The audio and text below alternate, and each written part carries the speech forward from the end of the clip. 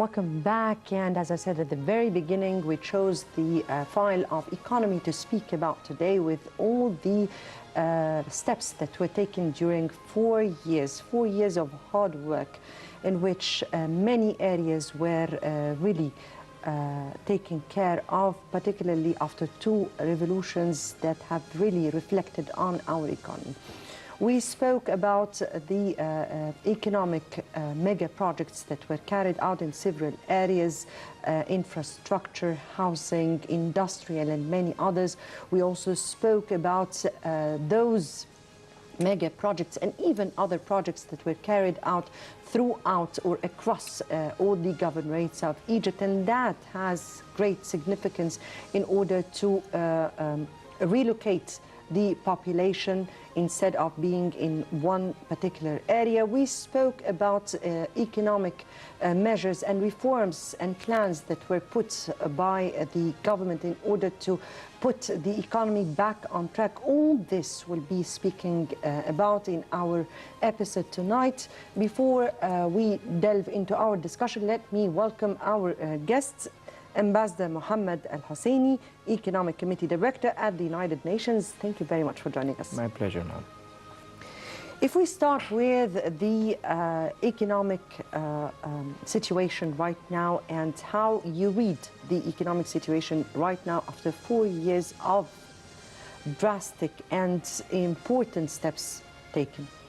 The first, if we look to how Egypt was in 2011 and how Egypt it was in 1980. Because before you look to what happened in the last 4 years, you need to return back to the history. In 1967, Egypt had been attacked. And then we go in a war in 1973. And that 2 wars have eaten the resources of our country because we are a rich country. And then from 1973 up to 1985, we was readapting our economy back. And from 1985 to 1995, we was going in, let's say, in an age to Egypt to rebuild its economy, but with a new era of foundation, let's say it like that. And from the 95 up to 2011, we have fallen in, let's say, in as how the associations abroad and the organizations abroad look to Egypt and look to its economy, that it was failing and it was not a stable economy. There was a corruption in the country, infrastructure is going down, education going in the poorest level, health is going to the poorest level as well. The investors is coming to the country, they don't find a trusted government that. I'll give you an example in that, and that's what we need to say to the audience so they will know what happened exactly. So when you see from 2000 to 2011, the investors was coming to the country, and then they will put a lot of investment, look like in Toshka and other projects. And then you will find there is a corruption in the government. Then you will take the land and you will take all the things that the investor have spent in the country because there is no law, there is no regulation can protect him. After the revolution, actually there was a law. There was an investment law. There was. There were several adopted investment law throughout 1976 and 1984.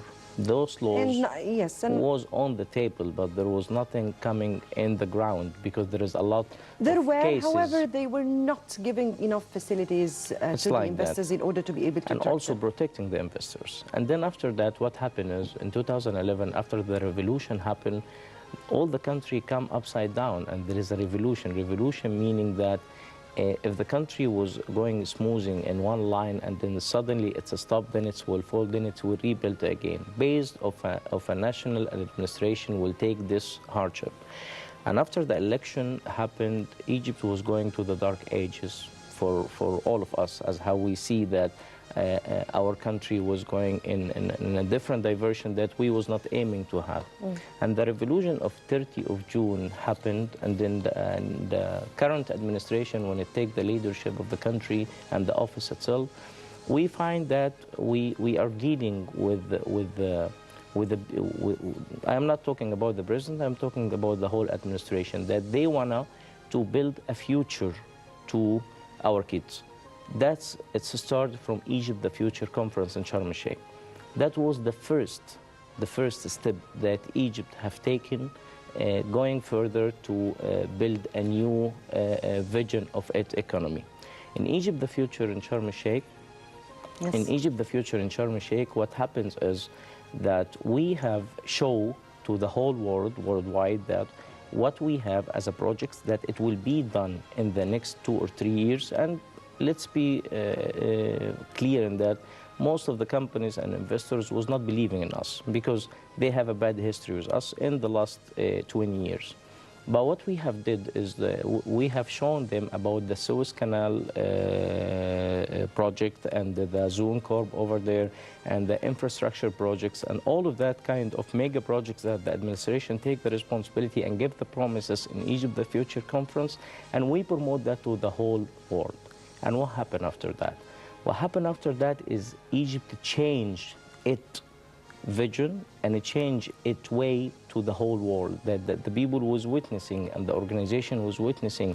Is that administration really will do something different, or it will be the same? A kind of boosts something like to that. the confidence of the world. We work in silence and suddenly we get out and suddenly we are inaugurating mega projects and big dreams. And you need to know that the outside organizations, that they were shocked that really happened in that particular time in Egypt when President Fattah al-Sisi announced that the new Suez Canal will be done in 1 year.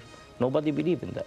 When the Zone Corp would be categorized and assembling in the same year, nobody believed in that. The roading and the bridges and the tunnels for the infrastructure, nobody believed in that.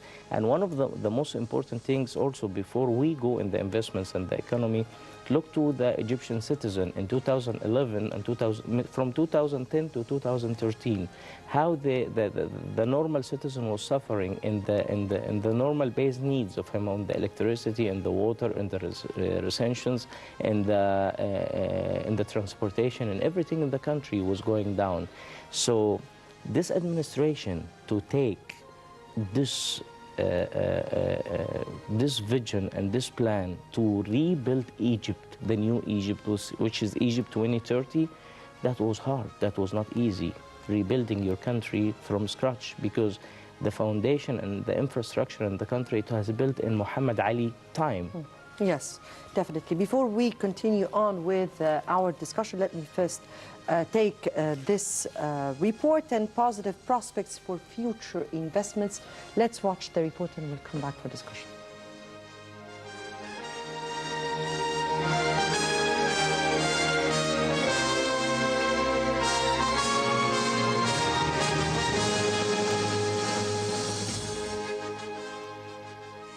Egypt's mega projects of natural gas, network transportation and agriculture are some of the achievements made during President Abdel Fattah al-Sisi's 4-year tenure.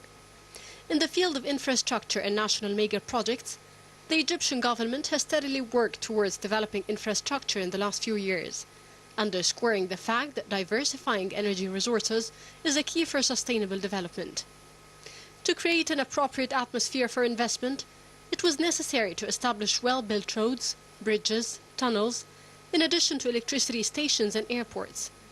Therefore, the state developed and established 7,000 kilometers of roads at a total cost of £85 billion and nearly 200 bridges at a cost of £25 billion. One of the most important challenges that faced Egypt was creating job opportunities for millions of Egyptians and to decrease unemployment. Egypt had to absorb a massive flow of Egyptian workers returning from other countries in the region hit by crises. As a new priority for Egypt, the government is now strongly focused not only on job creation for young people, but equally on supporting youth entrepreneurial activities.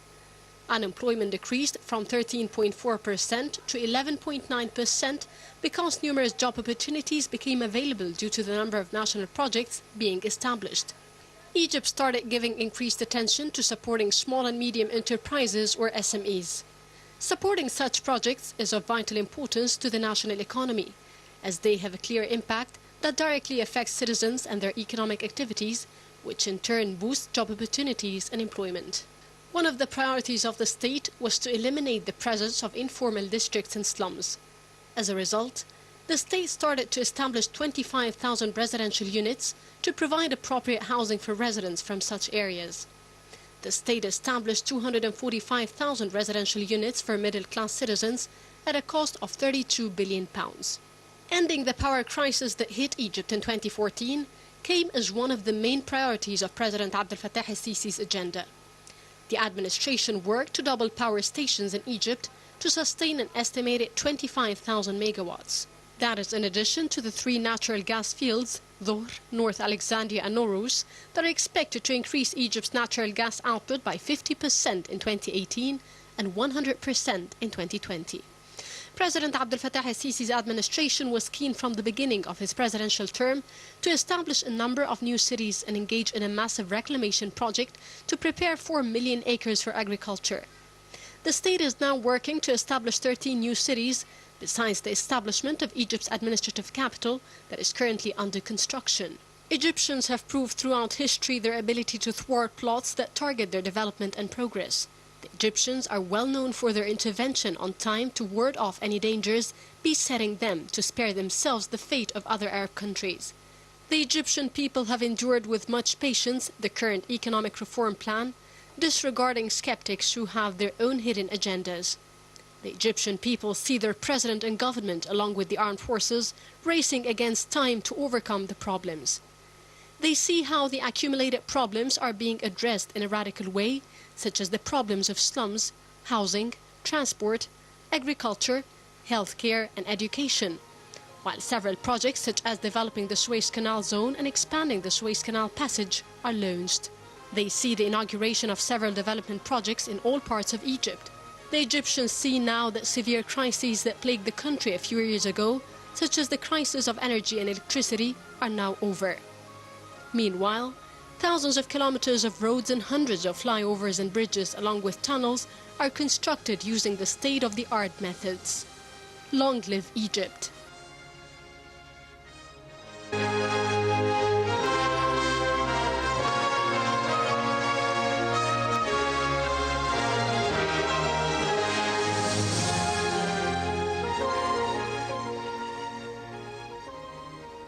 Right, welcome back. And as we said before the report, and even during the report, that mega projects have been taking place, particularly of what concerns infrastructure, housing, even other industrial projects in the fields of energy, in the fields of mining and others have been already taking place, and all of this contributed to the Egyptian economy. Back to you, Ambassador Husseini. And if we speak about the drastic measures the government or the leadership has carried out, with, even though that they were very drastic and they had their own reflection, but they were very much needed.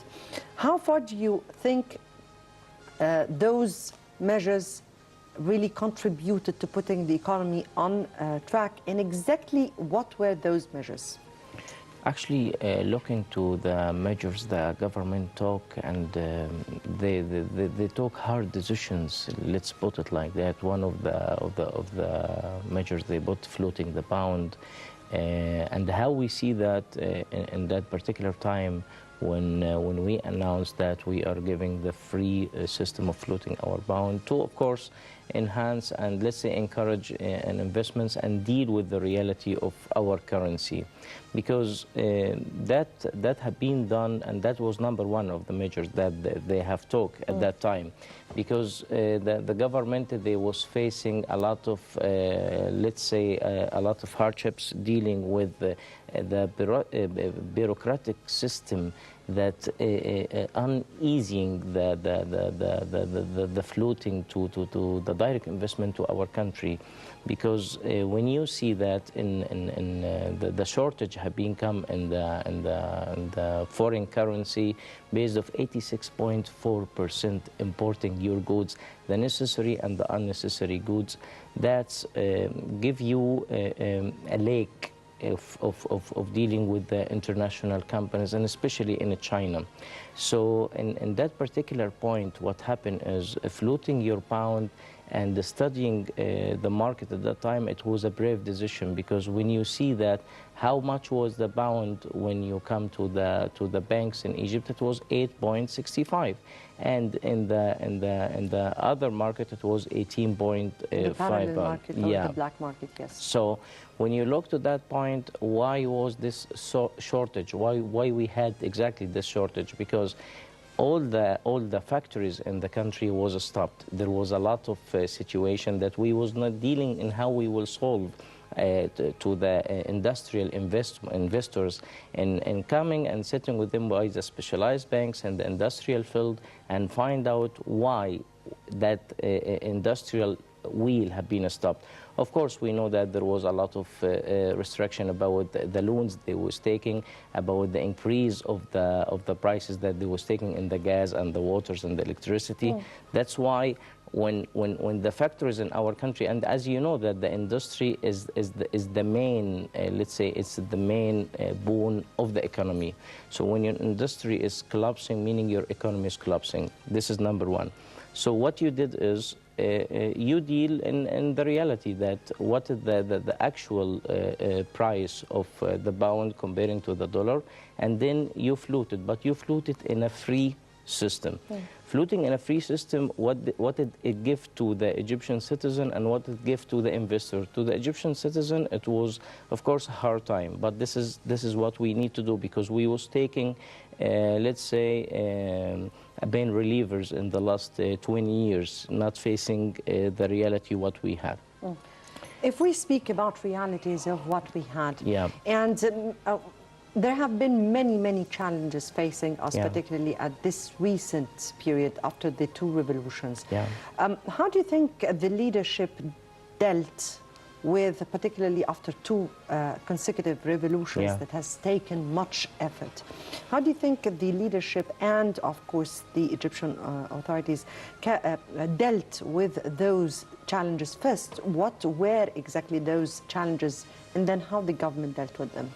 Challenges with you in the first revolution, the whole country have stopped. I'm talking as everything operation in the country. In the private sector was collapsing, facing that. We was talking about the industry, the factories already was closing because there is no security at that time in 2011. And then when you come to both for the normal citizen, the challenge they have is that they cannot leave because you are not giving them the normal base needs they have. And as a government itself and an administration at that time in 2011, what you was facing is you have taken a country full of debts. You cannot foreign even reserves down to earth, of course, and number two, that there is no any vision in the front of you to those investors. You need a currency, you need a foreign investor to come to your country, you need to cooperate with other companies, you don't need to take loans and loans and loans, and then in the end that your political diplomat decision is going down. So the challenge is that you're taking loans with no strategic vision in order to understand even how will you and just to operate the days. You know, it was Egypt. It was running look like it's not a state. It was running as a company. How you operate your monthly income and outcome, and you are not even looking to the national resources and how you will operate it. In 2011, after the collapse had been done, why the people have done this revolution? Because there is no justice. They didn't find any justice. And even the administration come after that, they didn't give them justice. And it was a year time until the first election had been done. You cannot even cover to the citizen the normal needs of them life need. And as a country, you find that there is the government itself have been divided in two sides. One of the side with and one of the side is against. And then when you come to here, how you will operate the country, it's already divided in a 3 or 4 sides with you. And you don't have look like right. This period was a hassle, and in 2013. And in 2013, the issue started to see another turning point. And from this turning point, we started to really face our challenges. If you may tell me more about the challenges that in 4 years and how, what were they exactly, and how the leadership tried to deal with such challenges in a way that can really put our economy on track and hence achieve what the common citizen aspires for. Yeah, let's put it like that. In 2013, when the current administration and the government authorities and ministers and the cabinet member have talked, the office and the leadership at that time, what they was facing Egypt is stopped, as by the meaning of stopped in the overview to Standard and Boost to Moody's organization. All of them, they was looking to you as your economy is C. C plus even. So the first priority was to build institutions. Of course, that's number one. Number two is to give a system to the government to how to operate in your vision. And number three is to put a plan in what you need to do in the next 4 years. As priorities. As a priorities. Yeah. Yes. And it comes here to, they categorize actually what was the country. The first thing they was looking is the normal citizen, he need the goods to live, as we talk about to the normal citizen. So these goods, do we need to import our goods from abroad, or we can manufacture it inside the country?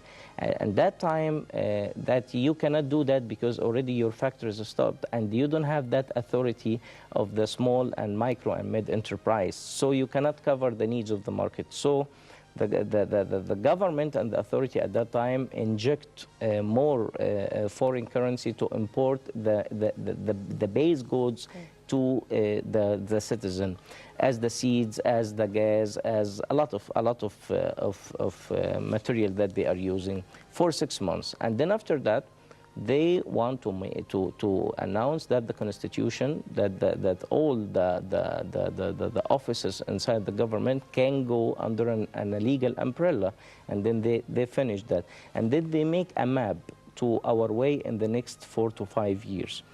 In that particular time, what we have did is, and when the administration took the leadership at that time, after we have the constitution, and after that there is a president come to the office, we find first, okay, let's find the first thing to Egypt is the infrastructure of the country. That infrastructure didn't been developed, and that was one of the horrible points that the administration was facing. Definitely. Yeah. Definitely So they get the expertise, and they find that it haven't been developed since 20 to 30 years, and that had been done since 70 or 80 years ago. So what they did, they bought a plan in the next 4 or 5 years. And here, what stopped me when we was making the analysis about the movement to the administration now, that they was running to be beyond the time, because that mega project they have did, they cannot do it in a year or two. It take minimum 4 to 5 years. But finding, before they start the project, they did one thing, and that's what stopped me. It's united the Egyptian house, as what Saad Zaghloul did in 1919, that we was all divided. In 2013, there is no security in the ground, that you are facing the against, which is this Muslim Brotherhood and what they have did in our country, and you are facing others which they don't have any, let's say, any duty in the community, and you are facing international countries is manipulating and putting them fingers in our country. So to do a development, you need to unite this state.